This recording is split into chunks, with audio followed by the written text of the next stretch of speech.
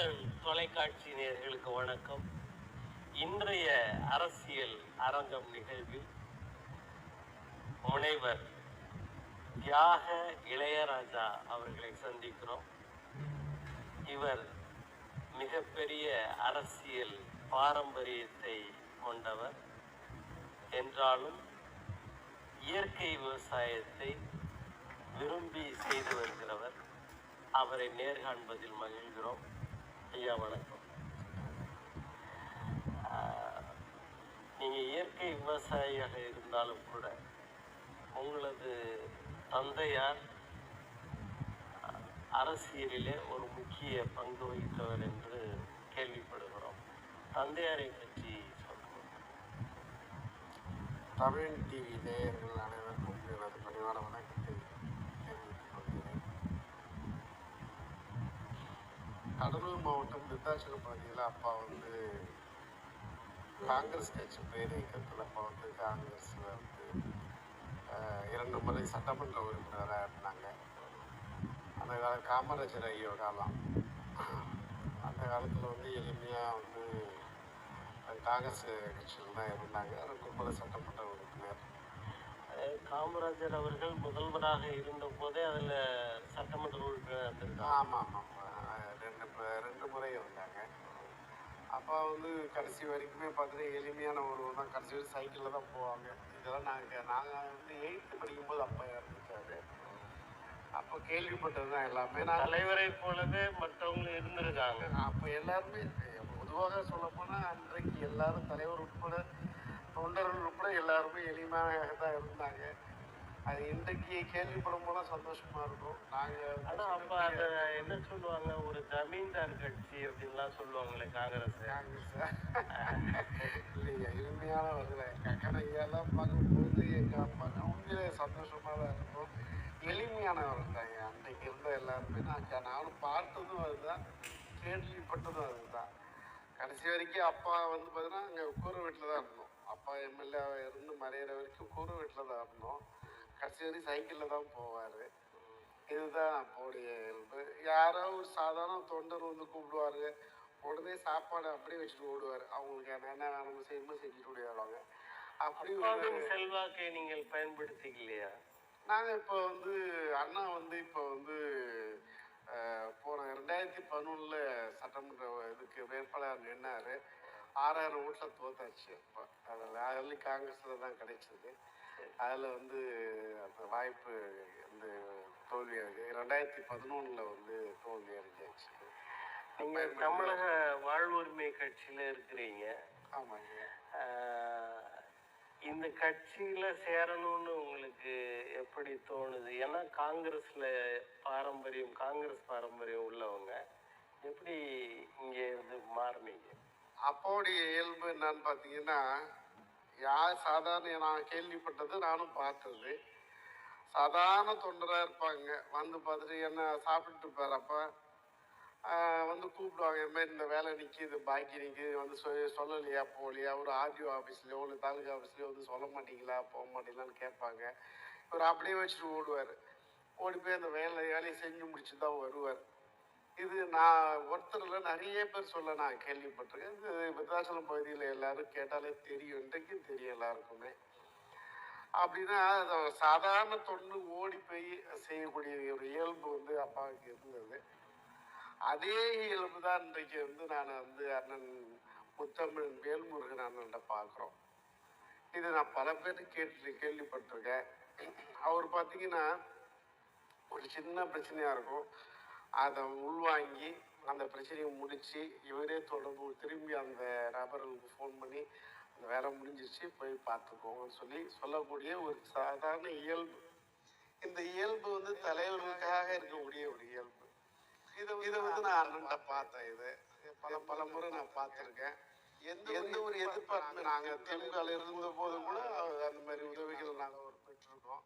சரி, இது போன்ற ஒரு தலைவர்கிட்ட இருக்கணுன்ற ஒரு ஆர்வம், அப்பா மாதிரியே அவரை நான் பார்க்குறேன். அதில் குறிப்பாக பார்த்தீங்கன்னா தலைவருக்கான இயல்பு இதுதான். ஒரு கடைக்கு ஓடி தோணுன்னா கூட போய் பார்த்து அவங்களுக்கான பணியை செய்தால் அவர் உண்மையால் நல்ல தலைவராக இருப்பாங்க. அப்படிப்பட்ட அந்த மாதிரி தலைவர்களை தான் அவர் பார்த்தீங்கன்னா சொல்லமா முத்தமிழ் வேலுமுருகன் அவர்கள் வந்து பார்த்தீங்கன்னா பன்னுட்டி பலான்னு தான் சொல்லணும். அப்படிதான் இப்போ வந்து தொண்டர்கள் பார்த்தா தானாகவே அவங்க மொய்க்கக்கூடிய ஒரு இயல்பு தானாகவே வந்துடும். இதுதான் தலைவருக்கு கூடிய இயல்பாக இருக்குது. அப்படிப்பட்ட ஒரு தலைவரை தான் அவரை பார்க்குறேன். அதனால தான் இன்னைக்கு நாங்கள் எல்லா தொண்டர்களும் அவர் மீண்டும் வந்து ஒரு பண்ருட்டி பலாவாக இருக்கக்கூடிய அண்ணன் முத்தமிழ் அவர்களை நாங்களாம் மொய்த்திக்கிட்டே இருக்கோம் அன்பால். அது வந்து ரொம்ப சந்தோஷமா ஒரு உணர்வுபூர்வமாக அவர் கூட போய் சேர்ந்திருக்கேன். நீங்க தலைவராக ஏற்றுக்கொண்ட வேல்முருகன் அவர்களை பற்றி மாறுபாடான முரண்பட்ட தகவல்கள் எல்லாம் உண்டு. உதாரணத்துக்கு சொல்லணும்னா, அவர் வந்து பாட்டாளி மக்கள் கட்சியில் இருக்கும்போதே திராவிட முன்னேற்ற கழகத்தின் சட்டமன்ற உறுப்பினராக செயல்பட்டார் அப்படின்ற கருத்துக்கள்லாம் உண்டு. அதையெல்லாம் நீங்க எப்படி எதிர்கொண்டு நீங்க உள்ள அரசியல்ல எல்லாரும் வேண்டுபவர்கள் ஒரு கருத்து சொல்லுவாங்க, வேண்டாதவர்கள் ஒரு கருத்து சொல்லுவாங்க. ஆனா அவருடைய பார்வையில் இருந்து பார்க்கும்போது நீ அவர் செய்த அந்த பாட்டாளி மக்கள் கட்சிக்காக அவர் செய்த தியாகங்கள் வந்து அளப்பரியது. இன்றைக்கும் பாட்டாளி மக்கள் கட்சி வந்து எதிர்பார்க்கிறாங்க. இன்றைக்கு விருதாசலம் தொகுதியில் கடலூர் மாவட்டத்தில் இன்றைக்கு வந்து நாடாளுமன்ற தேர்தல் நடைபெற்றது. பன்முகத்தில் வந்து அவர் அண்ணன் அவர் முத்தமிழ் அண்ணன் வேல்முருகன் அவர்களும் தொடர்பு கொள்வதற்காக முயற்சித்தார்கள். அது எதற்குமே அவர் இடம் கொடுக்கல. கட்சி கொள்கை, அந்த கூட்டணி கொள்கை இதுக்கு உட்பட்டு தான் அவர் நடந்தார்கள். அதனால் வந்து கால சூழலுக்கு தகுந்தப்போ எல்லாரும் ஒரு கருத்து சொல்லலாம். ஆனால் அவர் ஒரு காலமும் வந்து கட்சி கூட்டணிக்கோ அந்த இதுக்கு வந்து துரோகம் செய்வது அல்ல. இன்றைக்கு தாங்கள் திருமாவளவனுக்காக போய் இன்றைக்கு சிதம்பரத்தில் பெரிய அளவில் வாக்குகளை சேகரித்து இது பண்ணார். நம்மளுடைய கடலூர் மாவட்டத்தில் அவர் ஒரு கருத்து பதிவு பண்ணார். காங்கிரஸ் செய்த துரோகத்தால் எனக்கு அந்த கட்சிக்காக பிரச்சாரம் செய்வதற்கு எனக்கு மனசு வரலையே தவிர அந்த கூட்டணி தர்மத்திற்காக நம்ம வந்து கண்டிப்பாக இந்த வாக்கு செலுத்தணும், ஓட்டு கேட்கணும்னு சொல்லி கண்டிச்சாங்க. எங்கள் பகுதியில் நாங்கள் சிறப்பாக அதுக்கான செயல்பட்டு ஓட்டுகளை கேட்டோம். இன்றைக்கு வெற்றி பெறுவதற்கான சூழல் அமைஞ்சிருக்கு. அதனால் அது தவறான கருத்துக்கள் எல்லோரும் சொல்லக்கூடியது. அவரவர் சூழல் வந்து பார்த்தால்தான் உண்மை தெரியும். பாட்டாளி மக்கள் கட்சியில் சிறந்த வலிமையாக அந்த கட்சியின் முக்கிய தூணாக அடித்தளமாக இருந்தவர் குரு அவர்கள். அவருக்கு எதிராக வேல்முருகன் வளர்க்கப்பட்டார் அப்படின்ற ஒரு கருத்து உண்டு. இல்லைங்க, அவர்கள் இருவரும் எனக்கு தெரிந்த செய்தி, நாங்கெல்லாம் வந்து தமிழர் படையில இருந்தோம். தமிழர் படையிலிருந்து எனக்கு அண்ணன் வேல்முருகன் அண்ணன் தெரியும், குரு அண்ணன் எனக்கு தெரியும். வெளி கட்சி வேணாலும் மாறுபடாக இருக்கலாம், ஆனால் எல்லோரும் ஒற்றுமையாக தான் இருப்பார்கள். எல்லா வகையிலும் பேசிக்கொண்டு தான் இருப்பாங்க. இது எனக்கு நல்லாவே தெரியும். இல்லைன்னா வெளியே ஆள்கள் பார்வை என்ன வேறுபாடு இருக்கலாம். தமிழர் படையில் ஆரம்பித்து தமிழ் தேசியத்துக்காக இவர்கள்லாம் அந்த கருத்து வந்து எல்லோருக்கும் ஒன்று தான். அதில் எந்த ஒரு மாற்று கருத்தும் அவங்களுக்கு எப்பயும் இல்லை, இப்பவும் இல்லை. அண்ணன் குரு அவர்கள் உடல்நிலை சரியில்லாமல் இருந்து இறந்தபோது என்னிடம் கூறியிருந்தால் நான் அவரை காப்பாற்றி இருப்பேன், மக்களிடம் பணம் திரட்டி கூட அவர் செயல்படுத்தியிருப்பேன் அப்படின்னு சொன்னார் வேல்முருகன். இதில் எதுவும் அரசியல் உண்டா? அரசியல் வந்து எந்த காலத்தில் வேணால் எப்படி அந்த சொல்கின்ற வார்த்தையை நம்ம எப்படி வேணால் பயன்படுத்தி எடுத்துக்கொள்ளலாம். ஆனால் குறிப்பாக பார்த்தீங்கன்னா அவர் வந்து வசூல் பண்ணி செய்கிற ஆள் இல்லைங்க. இப்போ நாங்கள் பார்த்ததுலேயே இப்போ எலெக்ஷன் டைமில் கூட பார்த்தோம், தன்னுடைய சொந்த பணத்தை தான் கொடுத்து நீங்கள் வந்து செயல்படுன்னு சொன்னாங்க. குறிப்பாக வந்து மருத்துவத்துக்காக இல்லை, இப்போ மருத்துவர் அவர் மேல அவர் வைக்கக்கூடிய ஒரு குற்றச்சாட்டு என்ன தெரியுங்களா? அண்ணன் வைக்கக்கூடிய ஒரே ஒரு குற்றச்சாட்டு, அண்ணன் வந்து வேல்முருகன் அண்ணன் வந்து மருத்துவர் ராமதாசையா கூட வைக்கக்கூடிய ஒரே ஒரு குற்றச்சாட்டு என்னன்னா, தொண்டர்களுக்கு அடிபட்டால் அல்லது ஏதோ ஒரு சின்ன பாதிப்புனா அவர்கள் சென்று பார்ப்பதில்லை. இது ஒரு சின்ன ஒரு குற்றச்சாட்டு. இது எல்லோருக்கும் தெரிஞ்ச ஒன்று. இது நானும் ஒரு வன்னியர் தான். ஆனால் நான் இந்த வரைக்கும் என்ன அதில் இப்போ நான் அதுதான் சொன்னேன், எளிமையான ஒரு தலைவராக இருக்கணும். கடைக்கு ஓடி ஒரு ஆளுக்கு கூட சின்னவர் அங்கே ஓடி போய் நிற்கணும். அதனால தான் அண்ணன் திருமாவளவன் வெற்றி பெறாரு எல்லா விஷயத்துலையுமே. வேல்முருகன் அண்ணனும் அதில் தான் வெற்றி, எங்கள் அப்பாவும் அதில் தான் வெற்றி பெறுறார். தனிப்பட்ட நபராக ஒரு தலைவராக இருக்கக்கூடிய ஒரு அடிப்படை கேரக்டர் என்னன்னா, அவங்க கடைக்கோடி மனிதன் கூடி போய் நிற்கணும். அது இல்லைனாலே அவர் தலைவராக நம்ம வந்து ஏற்றுக்கொள்ள முடியாது. அப்படி பார்க்கும்போது இப்போ பார்த்தீங்கன்னா ஒரு 4 பேர் வந்து இறந்துட்டாங்க. இப்போ கணேஷ் பண்ண போனவங்க பாமகவில் இருந்த 4 பேர் வந்து இப்போ அடிப்பட்ட ஆக்சிடென்ட்ல இறந்துட்டாங்க. ஐயா போய் மருத்துவரையே அது வரைக்கும் பார்க்கல. அப்போ இது எந்த அடிப்படையில் நம்ம அவர்களை வந்து ஏற்றுக்கொள்ள முடியும்? இந்த கருத்து வேறுபாடு அவருக்கு எப்போதுமே உண்டு. அதையும் தான் இவரு கேட்டார். இவரு போய் பார்த்துட்டு இருந்தார், அண்ணன் போய் பார்த்துட்டு வந்தார், வேல்முருகன் போய் அதை பார்த்துட்டு வந்தார். அப்போ என்னன்னா, பாதிக்கப்பட்டவர்களுக்காக ஒரு தலைவர் வந்து சாதி மத இன வேறுபாடு இல்லாம போய் பார்த்துட்டு வரணும். அந்த சாதிக்காகவே போய் பார்க்கலன்னா வேற எதுக்காக போய் அவங்க பார்க்க போறாங்க? இந்த ஒரு கருத்து வேறுபாடு அண்ணனுக்கு உண்டு.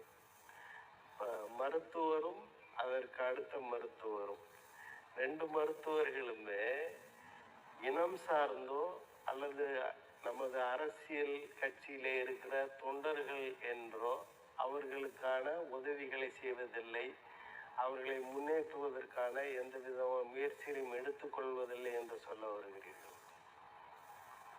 அவருடைய போராட்டங்கள்லாம் நம்ம குறைச்சி மதிப்பிட முடியாது.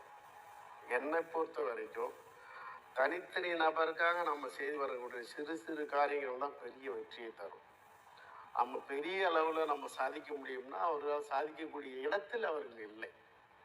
அவர்கள் ஐயாணி கலைஞர் தான் அதை வந்து முன்னிருந்து எல்லாத்தையும் செய்து கொடுக்குறாங்க. அப்போ நம்மளால செய்ய முடியாது. அதுக்கென்று ஒரு தலைவரோ இல்லை முதலமைச்சரோ தேவைப்படுகிறது. அப்போ வந்து பார்த்தோம்னா நம்மளால செய்ய முடியாத பட்சத்தில் அது இணைந்தால் செய்ய முடியும். சின்ன சிறு விஷயங்களை நம்ம எல்லாரும் நம்ம தனிப்பட்ட வகையால செய்து கொள்ள முடியும். அந்த சிறு சிறு விஷயத்துல கூட ஒரு கவனம் செலுத்துறதில்லை. அப்படி செலுத்திருந்தா இன்னும் பாமக பல வகையில் வளர்ந்துடும். அது அவர் செய்வதில்லை. அப்படி பாதிக்கப்பட்டவர் தான் குரு. அவருக்கு 1000 விஷயத்துல வந்து குரு அண்ணனுக்கு அவர்கள் செய்திருக்கலாம். குருன்னா அந்த கட்சிக்கு எவ்வளவு செய்திருக்கலாம். கடைசி நேரத்துல உயிர் போற நேரத்துல நம்ம ஒரு இதாக நின்றுக்கணும் அப்படின்ற ஒரு ஏக்கம் எல்லா குடும்பத்துக்கும் இருக்கு. அதுதான் அந்த கனல்கண்ணன் அவர்களுக்கும் இருக்கு. இவருடைய அண்ணன் வேல்முருகன் அண்ணனுக்கும் அந்த ஒரு வருத்தம் தான், வேற ஒண்ணு வருத்தம் தான். அங்க வட மாவட்டங்கள் என்று சொன்னாலே வன்னியர்கள், அந்த வன்னியர்கள் என்று சொன்னால் எல்லோரும் பாமகவினர் என்ற ஒரு நிலைப்பாடு, ஒரு தோற்றம் இருந்து கொண்டே இருக்கிறது. இது உண்மையா? இல்லைங்க. இதில் வந்து பார்த்தீங்கன்னா எங்கள் பகுதியில் அமைச்சர் எம்ஆர்கே இருக்கார். எங்கள் அப்பா தியாகராஜர் காங்கிரஸில் இருந்தாங்க. இன்றைக்கி எத்தனையோ பேர் வன்னியர்கள் வந்து அதிமுகவிலையும் இன்றைக்கி பார்த்தீங்கன்னா விருதாச்சலம் அதிமுக பார்த்தீங்கன்னா நிறைய பேர் வன்னியர்கள் தான் பொறுப்பில் இருக்காங்க, முக்கிய பொறுப்புலாம் இருக்காங்க. பாமகவில் இருக்கின்ற அனைவரும் வன்னியர்கள் இருக்காங்க. ஒரு பக்கம் இருந்தாலும் அனைத்து வன்னியர்களும் பாமகவில் இல்லை. அது பெரும்பான்மையான வன்னியர்கள் மாநிலத்தை எல்லா கட்சியிலும் இருக்காங்க. அது ஒரு பெரிய ஆதரவுன்றது பாமகவுக்கு இல்லை. அதுக்கு காரணம் வந்து அவருடைய நடைமுறை வந்து இழுத்து பிடிச்சி எளிமையானவர்களுக்கு நம்ம இழுத்து பிடிக்கும்போது தானாகவே அந்த கட்சி தலைவர் மீது பற்று வரும்.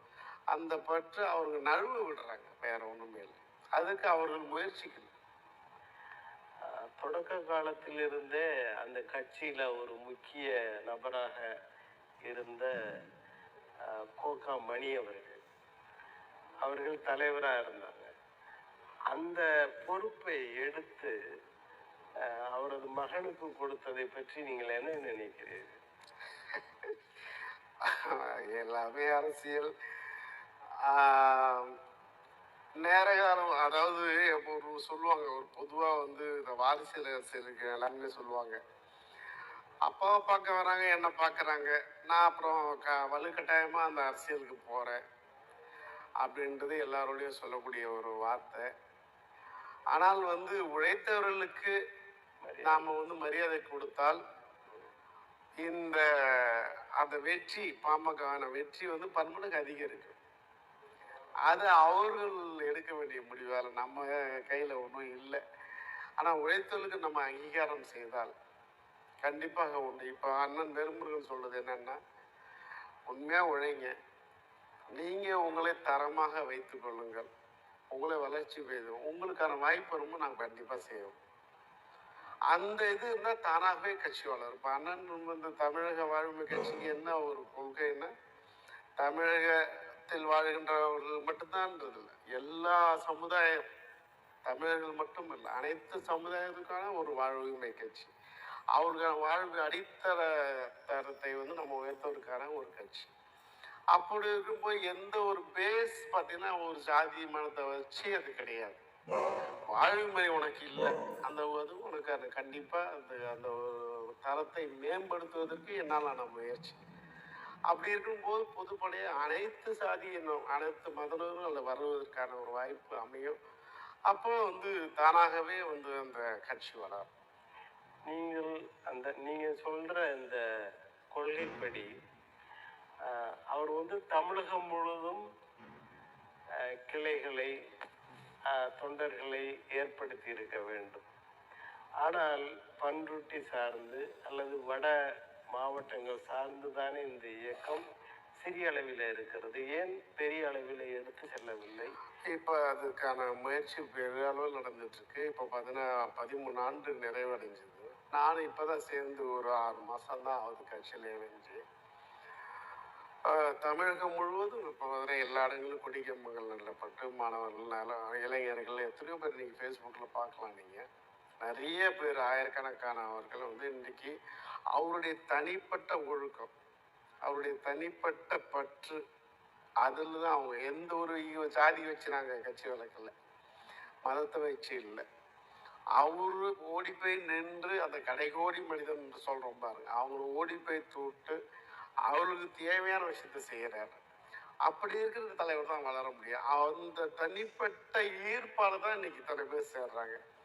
மற்றவர்கள் ஜாதி பாமக பார்த்து ஜாதி ஜாதி சொன்னால் எல்லாம் தானும் சேர்ந்துக்க போகிறாங்க. ஆனால் மற்ற ஜாதி கட்சி எல்லாமே அப்படிதான். நம்ம ஜாதின்னு சொன்னால் அவர்கள் எல்லாம் அதை சேர்ந்துக்க போகிறாங்க. ஆனால் இதில் தமிழக வாழ்வுரிமை நான் அதை மட்டும்தான் சொல்கிறேன். இதுக்கு ஈர்ப்புடையதான் நீங்கள் வாங்க. இது என்றைக்கும் பொறுமையாக போனாலும் நிதானமாக போனாலும் வெற்றியத்தை கண்டிப்பாக அடையும். அப்படி அது பொறுமையாக தான் போகும். உங்கள் தலைவர் இந்த சுங்கச்சாவடிகளை அடித்து உடைப்பது, இந்த மாதிரி நிகழ்வுகளில் அதன் மூலமாக தனது செல்வாக்கை பெருக்கிக் கொள்ளலாம் என்று நினைக்கிறார் என்ற ஒரு வாதம் உண்டு. செல்வாக்கை விட சில நேரங்களில் சொல்லுவோம் இல்லை, எல்லாத்தையும் எல்லா விஷயமும் தேவை. சில அன்பாலும் சொல்லலாம், சில விஷயத்த நம்ம சொல்லி அது பாருங்க, அவர் நடந்து கொண்ட விதம், சுங்கச்சாவடியில் அவர் நடந்து கொண்ட விதம் தான் அன்றைக்கி அந்த மாதிரி தூண்டுச்சே தவிர எப்போதும் அவர் அந்த இது பண்ணலை. இந்த வேண்டாங்க சார், இந்த திட்டமே வேண்டியதுன்றது தான் ஐயா அவங்க சொல்கிறது. இது இப்போ கோரிக்கையும் அப்படி தான் வச்சுருக்கோம். அநேகமாக சுங்கச்சாவடி கண்டிப்பாக இந்தியா கூட்டணி வரப்போகுது, அமைய போகுது. நம்ம மத்தியில் அமைச்ச பிறகு கண்டிப்பாக அதை எடுக்கிறது தான் சொல்லியிருக்காங்க, சுங்கச்சாவடியில் எடுக்கிறது தான் சொல்லியிருக்காங்க. அவர் அந்த சின்ன ஒரு நிகழ்வு தான் நடந்தது. ஆனால் அதை வச்சுக்கிட்டே அரசியல் பண்ணலை. அது அந்த இது வேண்டியதில்லைன்றது ஒரு வலிமையாக சொல்கிறாங்க, உறுதியாக சொல்கிறாங்க. அதுக்கு வழக்கம் பெற்று அதுக்கு அந்த இதையும் இப்போ நம்ம இது பண்ணிக்கிட்டு தான் இருக்கோம். அதனால் அது கண்டிப்பாக அது தேவையில்லை என்பது உறுதியாக இருக்காரு. அந்த ஒன்று மாற்று இருக்குது. நரேந்திர தாமோதரதாஸ் அவர்கள் சொல்றாரு 400 இடங்களை பெற்றுவிடும். ஆனா நீங்க இந்தியா கூட்டணி ஆட்சிக்கு வரும்னு சொல்றீங்களே, எந்த நம்பிக்கையில சொல்றீங்க?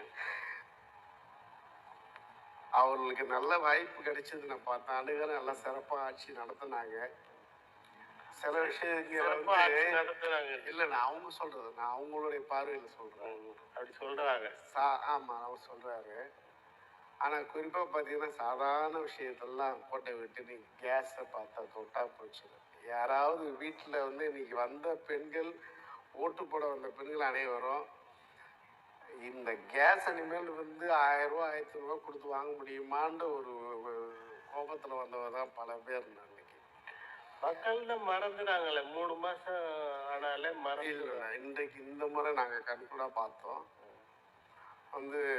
ரொம்ப மிக எழுச்சியாக இருந்துச்சு. ஏன்னா இது முறை நம்ம இதில் ஒரு சார்பாக நான் சொல்லலை, இது முறை பல எலெக்ஷனை பார்த்தோம். மக்கள் சொல்லிக்கொண்டே போனது இதெல்லாம். இதெல்லாம் வாய்ப்பு கொடுத்தோம். ஒரு முறை வாய்ப்பு கொடுத்து வாங்க முடியுமான்ற ஒரு கோபத்தில் வந்தவர் தான் பல பேர் அன்னைக்கு. மக்கள் தான் மறந்துறாங்களே, 3 மாசம் ஆனாலே மறந்து. இல்லை, இன்றைக்கு இந்த முறை நாங்கள் கண்கூடா பார்த்தோம். வந்து ரொம்ப மிக எழுச்சியாக இருந்துச்சு. ஏன்னா இது முறை நம்ம வந்து இதில் வந்து ஒரு சார்பாக நான் சொல்லலை. இது முறை பல எலெக்ஷனை பார்த்தோம். மக்கள் சொல்லிக்கொண்டே போனது இதெல்லாம். இதெல்லாம் வாய்ப்பு கொடுத்தோம். ஒரு முறை வாய்ப்பு கொடுக்குறோம், நீங்கள் அதை பயன்படுத்திக்கொள்ள வேண்டியது அந்த அரசாங்கத்துடைய கடமை. அதை வந்து சரியாக பயன்படுத்தலை. இது சாதாரண ஒரு பெட்ரோல் டீசல். இந்த பெட்ரோல் டீசல் விலை அதிகமாச்சுன்னா எல்லாமே ஏறி போச்சு. உங்களுக்கு தெரியும். எதை தொட்டாலும் இன்னைக்கு வந்து டூ வீலர் இன்னைக்கு வந்து 60,000 70,000 வித்துட்டு இருந்த டூ வீலர் இன்னைக்கு 2 லட்சம் போயிடுச்சு, 3 லட்சம் இப்படி போயிட்டு இருக்கு. அப்ப எல்லாத்துக்குமே பேஸ் வந்து பெட்ரோல், காய்கறி, இதுதான். இந்த பேஸ் மாறும்போது எல்லாமே மாறிடுச்சு. அப்ப இப்ப எப்படி சாமானிய மக்கள் வாழ முடியும்? அந்த கொந்தளிப்பு தான். நீங்க 100 ரூபாய் 200 ரூபாய் கொடுக்க, நீங்க ஒன்றும் பல இடங்கள்ல வந்து பொருளாதார இன்னைக்கு ஓட்டுகளை பணம் தரல. பணம் தராமலே இவ்வளவு எழுச்சியாக மக்கள் போய் ஓட்டு போடுறாங்கன்னா எந்த அளவுக்கு கோபம் இருக்கும் இந்த ஆட்சி மேல. அதனால கண்டிப்பா நரேந்திர மோடி அவர்கள் 400 இடம் இல்லை, சிங்கிள் டபுள் டிஜிட்ல தான் வரலான்ற மாதிரி தான் பதிவுகள் இருக்கு. அதனால கண்டிப்பா அவர்களுக்கான வாய்ப்பு இல்லை. நீங்க சிதம்பரத்திற்கு சென்று எழுச்சி தமிழருக்காக வேலை செய்தேன் என்று சொல்கிறீர்கள். பொதுவாக வட மாவட்டங்களை பொறுத்த வரைக்கும் விடுதலை சிறுத்தைகளும் அதாவது வன்னியர்களும் ஒரு எதிர் திசையில் தான் செயல்படுவார், முரண்பாடான கருத்துக்களை கொண்டவர்கள் அப்படின்ற ஒரு சூழல் இருக்கு. உங்களுடைய தலைவர் வன்னியர் சமூகத்தை சேர்ந்தவர், ஒரு புகழ்பெற்ற மனிதர். அப்படி இருக்கும்போது அந்த மக்களோடு நீங்கள் இணைந்து செயல்பட உங்களால் முடிந்ததா? கண்டிப்பா. அதாவது நாங்க வந்து வள்ளலார் பேர்ல 30 ஆண்டு காலமா வள்ளலார் பேர்ல தான் முதியோர் இல்லம் நடத்திட்டு இருக்கேன், குழந்தை இல்லம் நடத்திட்டு இருக்கோம், இலவச நர்சரி நடத்திட்டு இருக்கோம், இது எல்லாமே நடத்திட்டு இருக்கோம். மனிதர்கள் வந்து எல்லா உயிர்களுக்கும் ஒரு முற்றுப்புள்ளி வந்து மனிதனால வைக்கப்படும். எல்லா இந்த உலகத்துல இருக்கக்கூடிய அனைத்து. ஆனா மனுஷனுக்கு பாத்தீங்கன்னா மனுஷன்தான் முற்றுப்புள்ளி வைப்பான். இது இயல்பாகவே வந்து போச்சு. அதெல்லாம் தவிர்த்து நாம் அனைவரும் ஜாதி மத இன மொழி வேற்றுமை இல்லாமல் நம்ம அனைவரும் ஒற்றுமையா வாழணும் என்றது வள்ளலாருடைய கோட்பாடு. இதுதான் தமிழ் தேசிய படையதான் தமிழருடைய இருக்கக்கூடிய வேல்முருகன் அண்ணன் அவருடைய கொள்கை. இதுதான். எல்லாரையும் அழிச்சிட்டு நம்ம எல்லாரும் சேர்ந்து வன்னியர்கள்லாம் சேர்ந்து ஒரு எஸ்சி அழிச்சிட முடியுமா? அல்லது அனைத்து எஸ்சியும் சேர்ந்து வன்னியர்கள் அழிச்சிட முடியுமா? ஏதோ ஒரு சூழல்ல ஒத்து போய் வாழ்ந்துதான் ஆகணும். அப்படி இருக்கிற ஒரு சூழல் பார்த்தீங்கன்னா இன்றைக்கு என்ன நிதர்சன உண்மை? அவர் இல்லாம நம்ம இல்லை, நம்ம இல்லாம அவங்க இல்லை. இதான் நிதர்சன உண்மை. ஓட்டுக்குன்னு போய் நிக்கணும். ஓட்டுல ஏதாவது வேரியேஷன் இருக்கா? இல்லை. ஆனா நீங்க போட்டாலும் ஓட்டு தான், நீங்க போட்டாலும் ஓட்டு தான். அப்ப இங்க ஓட்டுன்னு போய் நிக்கின்ற பட்சத்துல நம்ம இந்த கொள்கைகள் இல்லை, என் ஜாதிக்காரன ஓட்டு போட்டா போதும் அப்படின்னு நிக்கிறது தான் பாமக போன்றவர்களோட கொள்கை. ஆனா இங்க பாத்தீங்கன்னா அந்த இது இல்லை. அதை புரிந்து கொண்ட ஒரு தன்மை, அதுதான் தமிழக வாழ்வு கட்சின்னு வந்து அவர் அண்ணன் தலைமை வச்சதும் அதுதான். இன்னைக்கு திருமாவளவன் அண்ணன் பாத்தீங்கன்னா ஓபிசிக்காக ஃபைட் பண்ணி இன்னைக்கு பல விஷயங்களை பதிவு பண்ணது அவர் தான். யார் ஓபிசிக்காக கேட்டா? அப்ப அவரு வந்து மக்கள் மட்டும் பார்க்காம மற்ற மக்களை பத்தி ஒரு சிந்தனை. அது போன்ற வேல்முருகன் என்ன சொல்றாரு? என்னுடைய மக்களுக்கு மட்டும் ஒரு சிந்தனை இல்லை, தமிழகத்துல இருக்கிற அனைத்துடைய வாழ்வுடைய ஒரு சிந்தனை. அப்ப இந்த சிந்தனை எல்லாம் அங்க வந்து எங்க ஒன்றுபடுதோ அவர்கள் கண்டிப்பாக ஒற்றுமையா இருப்பாங்க. அவங்களுடைய அடிப்படை பேஸ் மாறாது. இப்ப வள்ளலாருடைய கொள்கையில இப்ப ஏன்னா நீங்க கடைசி வரைக்கும் மாற்ற முடியாது. ஜாதி மத இனம் பற்றோட நம்ம மாற்றவே முடியாது. நான் வன்னியராக இருந்தாலும் முதல் வாக்கு அவர் திருமாவளவனுக்கு தான் போட்டு அன்னைக்கு நடந்த ஒரு சின்ன முக்கியமான விஷயம் அதை பதிவு பண்ணணும். வரலாறுல நாங்கள் 9ஆம் படிக்கும்போது சேர்றோம். அதில் இது ஒரு 4-5 வருஷம் அப்படியே போயிட்டு இருக்கு. ஒரு காலத்தில் அந்த எலெக்ஷன் வந்து போச்சு. அப்போ திருமாவளவன் வந்து அங்கே நிற்கிறாங்க. அந்த மங்களூர் தொகுதியில் நிற்கிறாங்க. எதிர்த்து நிற்கிறது மாம்பழம் தான் நிற்கும். மாம்பழம் அதை பாமக தான் நிற்குது. அப்போ அன்றைக்கு பேசக்கூடியவர்கள் வந்து சன்மார்க்கத்தில் இருக்கிறவங்களே நாமெல்லாம் போய் நம்மாளுக்கு ஓட்டு போடணும் அப்படின்னாங்க. இந்த நம்மால்ன்ற வார்த்தையே எனக்கு அப்பதான் பதிவாகுது. என்னடா நம்மால்ன்றாங்கன்னு, சரி நம்மாலாம் சன்மார்க்க அன்பர்களோ அப்படின்னு சிந்தனை எனக்கு வந்துச்சு. கடைசியில பார்த்தா அது சன்மார்க்க அன்பர்கள் இல்ல, நம்ம வண்டியர்களுக்கு. உங்க நினைவுல சாதி வர்றதுக்கு முன்னாடியே வள்ளலார் உள்ள வந்துட்டாரு. அதனால நம்மால சரி வள்ளலார் நினைச்சுக்கிட்டேன். நான் வல்லாயிங்கடா ஓட்டு போட போறேன் என்னன்னு பேசிட்டு இருக்காங்க. பார்த்தா கடைசியில நான் வன்னியர்கள் தான் ஒண்ணு. வன்னியர்கள் நம்ம இங்க வந்து என்னத்துக்கு வந்தோம், வல்லாறு வந்து நம்ம இங்க வந்து வன்னியர் எப்படி பேச முடியும்னு சொல்லிட்டு நாங்க எங்களுக்குள்ள ஒரு 4 பேர் மட்டும் முடிவு செய்து, நம்ம உண்மையிலே வரலாறு கொள்கைகள் இருந்தா எதிரில் வந்து வன்னியர் நிக்கட்டும், இந்த முறை அவர் திருமாவளவனுக்கு நம்ம ஓட்டு போட்டா நம்ம அப்புறம் உண்மையான சன்மார்க்கி அப்படின்றது நம்ம ப்ரூவ் பண்ணு சொல்லி நான் முடிவு செய்து நானும் அதில் போய் வாக்கு செலுத்துறேன். அண்ணன் திருமாவளவன்களுக்கு வாக்கு நான் தான் செலுத்துறேன். அப்போ அது நாங்கள் இன்னைக்கு அந்த கொள்கையில் உறுதியாக இருக்கும். அதில் எங்கள் அப்பா எங்கள் வீட்டில் பார்த்தீங்கன்னா அப்பா வந்து காங்கிரஸ் இருந்தாலும் எங்கள் வீட்டில் இன்னைக்கு 56 ஃபோட்டோ இருக்கும். அப்பா இருந்து இருக்கு இன்னமும். அப்பாவும் அப்படித்தான் எங்களை வளர்த்தார். வேதமாணிக்க ஐயான்னு சொல்லி தெரியாதவர்கள் இல்லை. அவர் கல்வி நடத்திட்டு இருக்காரு. அது வந்து எஸ்சிகளுக்கான மாணவர்களுக்கான பள்ளி. அது அதுல வந்து அன்னைக்கு அரிசிக்கோ அந்த மாணவர்களுக்கு அரிசியோ பருப்போ எதுவும் இல்லைன்னா ஓடி போய் தேரம் கட்டுப்பார் ஓடி போய் அவர் போய் பார்த்து அந்த அரிசியை பருப்பு வாங்கிட்டு போய் கூடுறா ஸ்கூல்னு சொல்லி ஐயா சொல்லி வேதம்பரங்க ஐயா சொல்லி விடுவாரு. எங்க அப்பா அதை எடுத்து ஓடி போய் கொடுத்துட்டு விடுவார். அன்றைக்கு ஐயா அவங்க எஸ்சியா இருக்காங்க, ஐயா அப்பா வண்டியரா இருக்காங்க. இதுக்குள்ள அவ்வளோ ஒற்றுமையா தான் வாழ்ந்தாங்க. எந்த ஒரு பாகுபாடும் கிடையாது. அதுதான் அப்பா எங்களுக்கு சொல்லி கொடுத்தாரு. இயல்பாகவே நாங்கள் வரலாறுக்கு வந்துட்டோம். ஆனால் எங்களுடைய இயல்பு வந்து அதுதான். அதே மாதிரி திருமணம் இன்னைக்கு ஓபிசிக்காக ஃபைட் பண்ணக்கூடிய அந்த சமுதாயத்தில் இருந்தாலும் அந்த ஓபிசிக்காக ஃபைட் பண்றாரு. வேலுமுருகன் அண்ணன் இந்த சமூகத்தை இருந்தாலும் அந்த மக்கள் தூக்கி பிடிக்கணும்னு சப்போர்ட் பண்றாரு. இங்க வந்து உணர்வு ரீதியான ஒரு இதுதான். இங்க நம்ம ஒற்றுமையா வாழ்ந்தால் மட்டும்தான் வாழ்க்கை. அப்பா இருந்த காலத்துல அந்த மாதிரியான உறவுகள் தொடர்ந்து இருந்தது. ஆனா அதுக்கு பிறகு மருத்துவர் தலையெடுத்து பிறகு இந்த மாதிரியான மாறுபாடுகள் முரண்கள் ஏற்பட்டதுன்னு நினைக்கிறீங்களா? இல்ல, அவர் வந்து நிறைய பேருக்கு வாய்ப்புகள் கொடுத்தாருங்க. தலித் மலை இப்ப ஐயா வந்து ஐயா பாய் ஐயா வந்து பேசினாங்க. அவங்கெல்லாம் அப்படிலாம் இல்லை. அவருடைய கொள்கை சரியா தான் இருக்கு.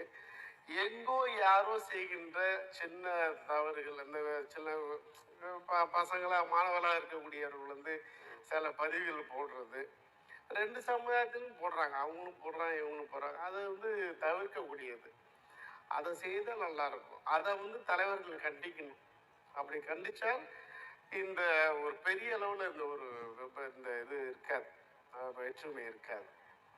ஒரு காலத்தில் தமிழ் குடி தாங்கி எழுச்சி தமிழர் இருவரும் ஒன்று சேர்ந்து ஒரு பெரிய ஒரு வரலாறு இருந்தது.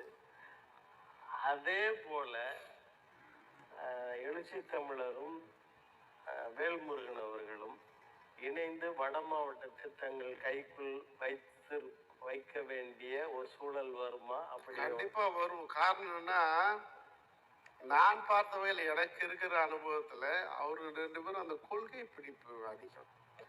அண்ணன் திருமாவளவன் சின்ன வயசுலேருந்தே கவனிச்சு தான் இருக்கும். அவர் பார்த்தீங்கன்னா அந்த கடைசி நான் சொல்ற வார்த்தை அதுதான், கடைகோடி மனித ஓடி வந்து நிற்பார். உண்மை அது யாரும் மறுக்க முடியாது. வேல்முருகன் அப்படிதான்.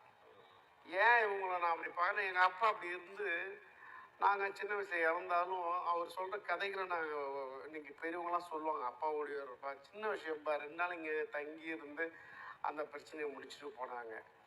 இந்த பேஸ் கேரக்டர் இதை மாற்ற முடியாது நம்மளால, அவங்களால மாறிக்க முடியாது. அப்போ கண்டிப்பா அவங்க கொள்கையில உறுதியா இருப்பாங்க. அப்போ கண்டிப்பாக அந்த ஒரு சூழல் அமையும். இப்போ வந்து அவர் அண்ணன் மட்டும் இல்லை, சீமான் அவங்கெல்லாம் பார்த்தீங்கன்னா ஒரு ஒத்த கருத்து உடையவர்கள் தான். எல்லாரும் ஒற்றுமையாக வாழணும், அதுக்கான சூழல் அமைகின்ற ஒரு ஒரு ஒரு வாய்ப்பை வந்து கண்டிப்பாக அவங்க ஏற்படுத்துவாங்கன்ற ஒரு நம்பிக்கை இருக்கு. ஒரு சிறிய விளம்பர காட்சிக்கு பின்னர்